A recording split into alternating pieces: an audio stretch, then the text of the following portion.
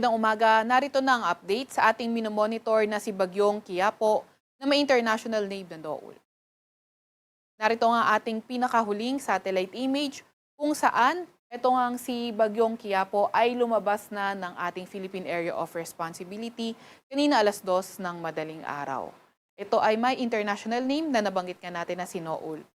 At ngayon, nasa typhoon category na nga rin itong si Bagyong Quiapo.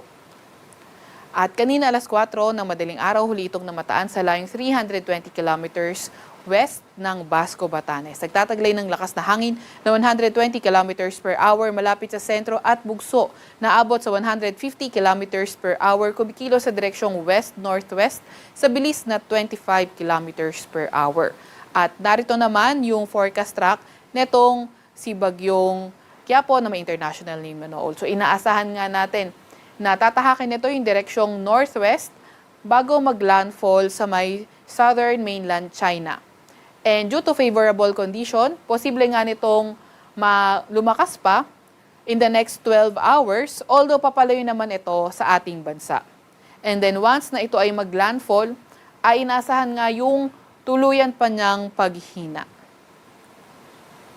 Kahit nakalabas na ating Philippine Area of Responsibility, itong minomonitor nga nating bagyo, meron pa rin tayong nakataas na tropical cyclone wind signal. Signal number 1 sa may Batanes, sa may Babuyan Islands, and then sa may northwestern portion ng mainland Cagayan, sa may Ilocos Norte, at sa northern portion rin ng Apayao.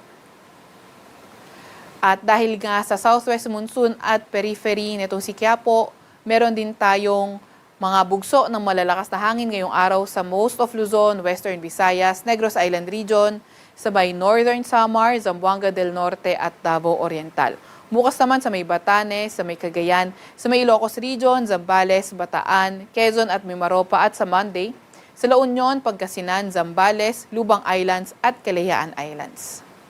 Meron din tayong nilalabas na weather advisory. Ito ay updated kanina alas 5 ng madaling araw kung saan 50 to 100 millimeters na mga pag-ulan yung posibleng andalhin ng Bagyong Quiapo at southwest monsoon. So dito, ang 50 to 100 millimeters na pag-ulan nating inaasahan sa may Ilocos Norte, Ilocos Sur, Apayao at Abra, pati na rin sa may Zambales, sa may Bataan at Occidental Mindoro. Kapag 50 to 100 millimeters yung inaasahang pag-ulan, asahan nga yung landslide sa urbanized, low-lying at malapit sa river at landslides sa mga highly susceptible areas. So yung localized flooding sa areas na urbanized, low-lying at near rivers. Bukas naman, 50 to 100 millimeters na mga pag-ulan ng inaasahan sa Pangasinan, pati na rin sa may Zambales. Meron pa rin tayong gale warning sa may Batanes, sa may Babuyan Islands at ang northern seaboard ng Ilocos Norte. Kaya mapanganib pumalaot sa lugar na iyan dahil magiging maalon hanggang sa napakaalon ng karagatan. Atin nga muna ang latest sa ating minomonitor na bagyo mula sa Weather Forecasting Center ng Pag-asa, Veronica Torres.